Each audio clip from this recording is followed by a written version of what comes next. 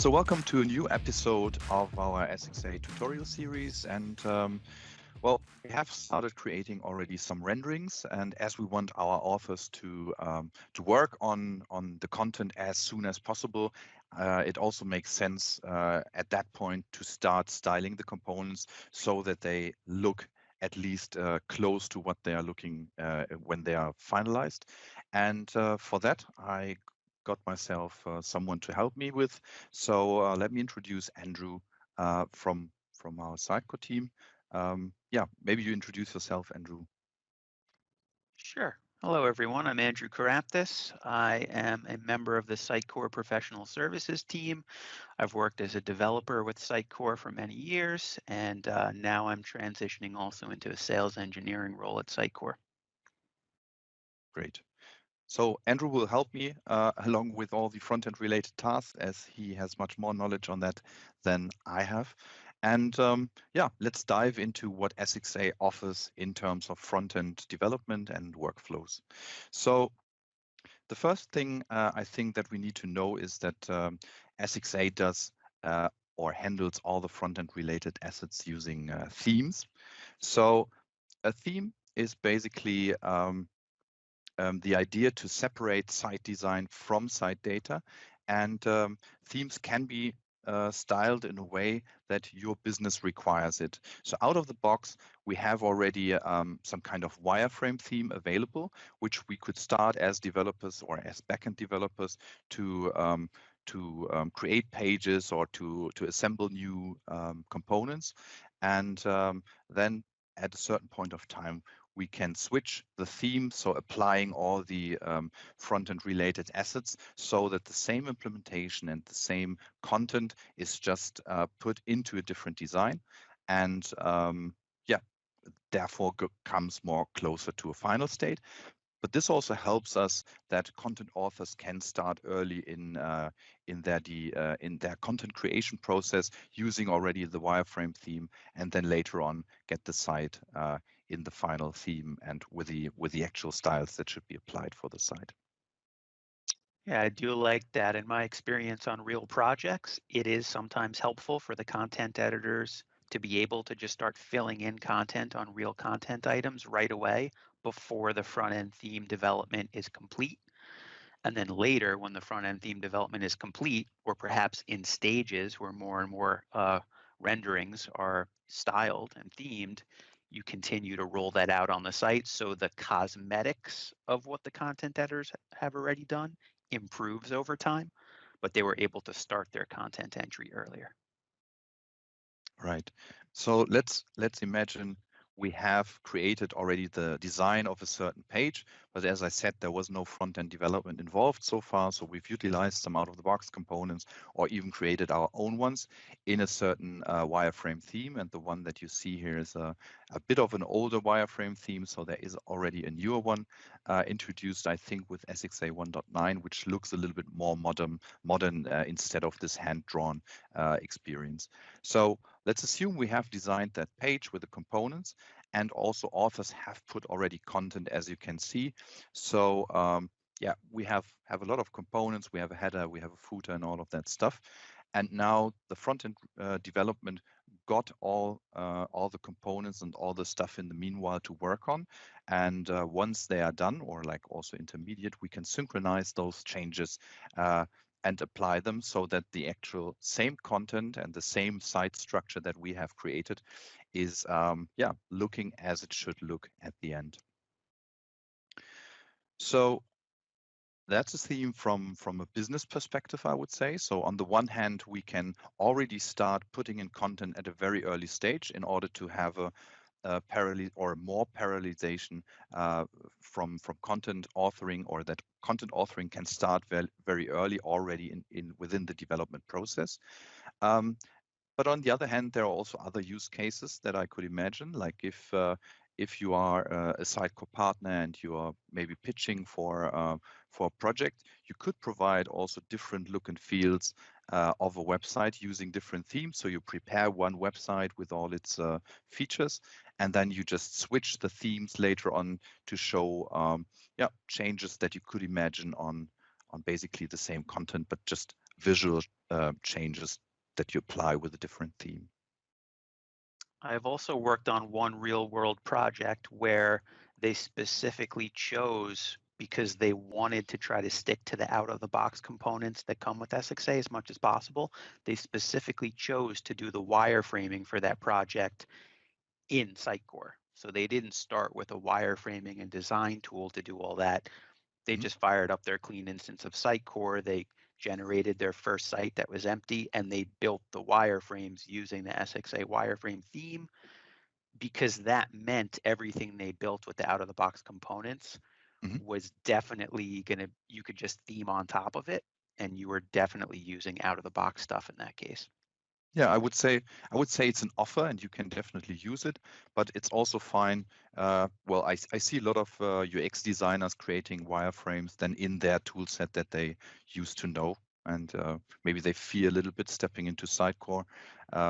So both ways I think are totally fine, but I think it's a great offer within SXA to have that covered as well. Great. So yeah, that's a theme more or less from a, let's say, business or functionality point of view, but what does it mean for developers? So for developers, it's well, it's basically a collection or a structured way of organizing all the front-end related assets.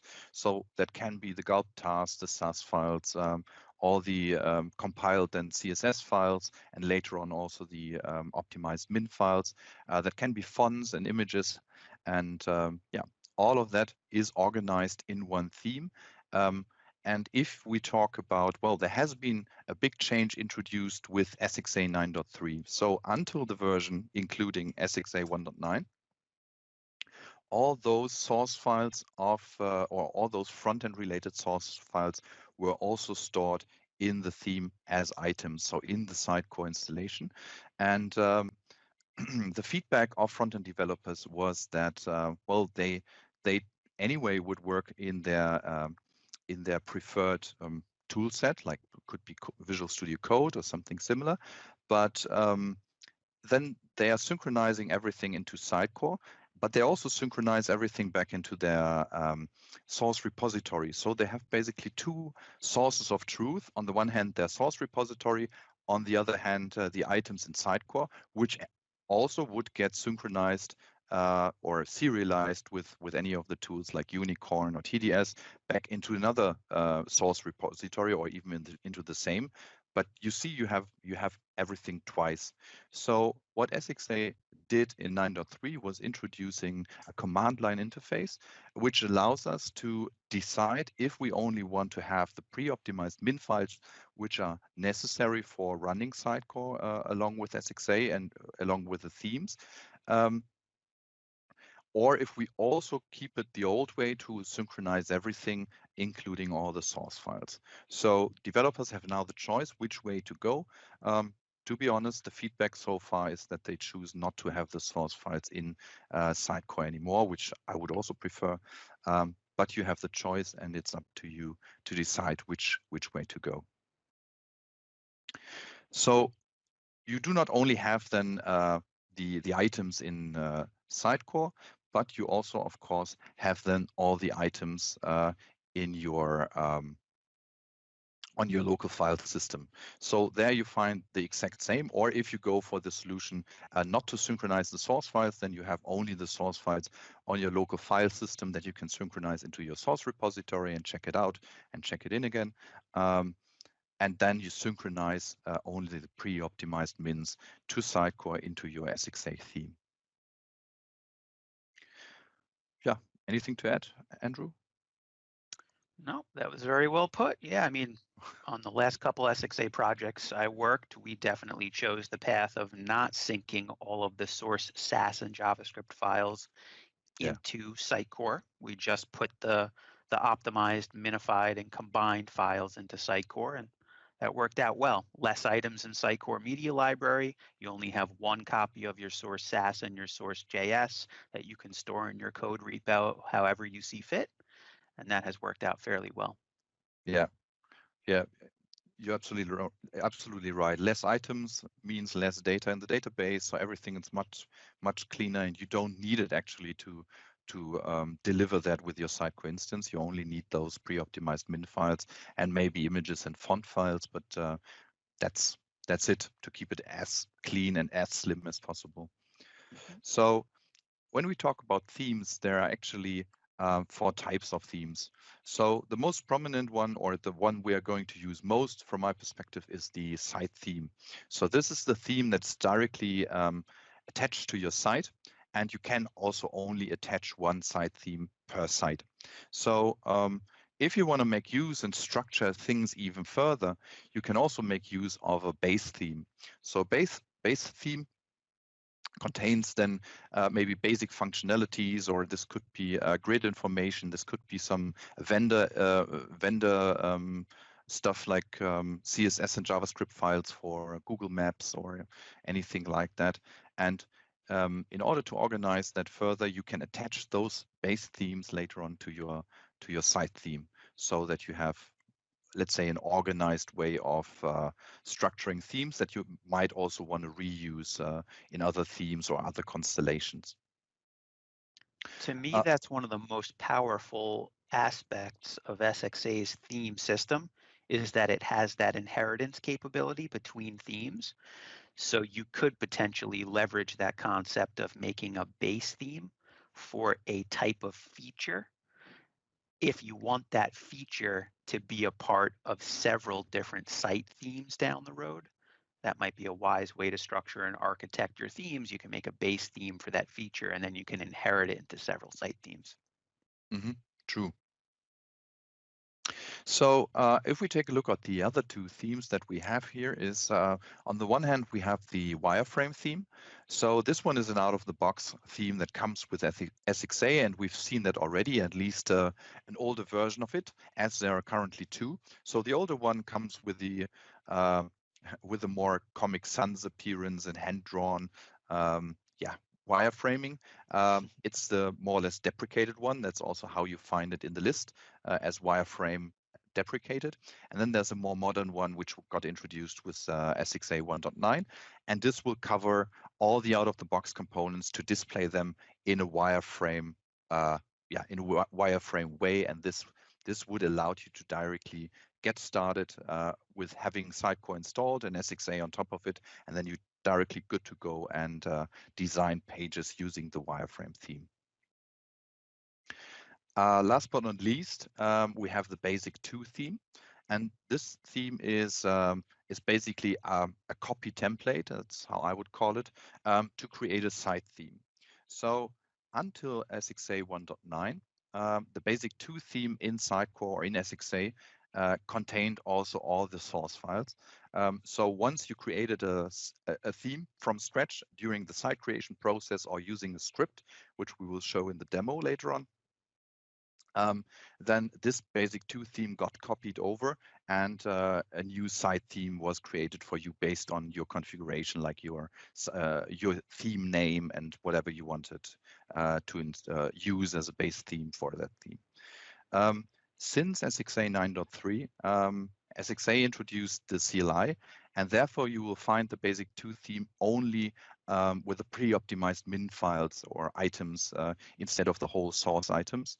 So it's no longer really, from my perspective, usable to really start off with that theme.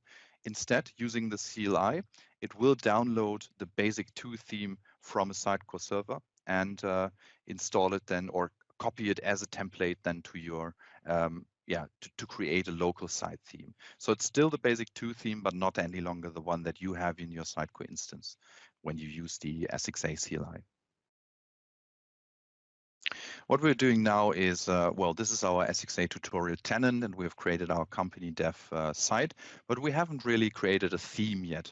And the theme we are creating now is not a theme that we are going to use further on. I just would like to show you how it would have been done in an earlier version of SXA. So if we haven't created a theme during the site creation process, we can still create a theme right afterwards.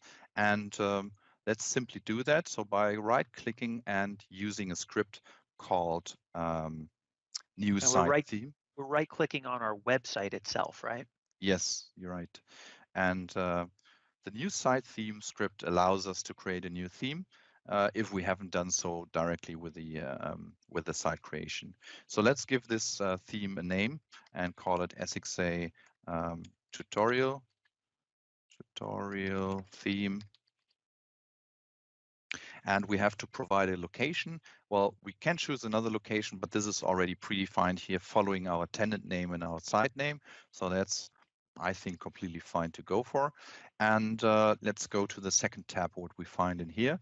So what we can do additionally is similar to the tenant and site creation process, we can install certain modules to our theme, which in this case contains some, I guess, JavaScripts and CSS for the search, for example, or for maps, or for any other features. So for trying out things, I recommend usually to install everything, because then you are able to explore everything that is there.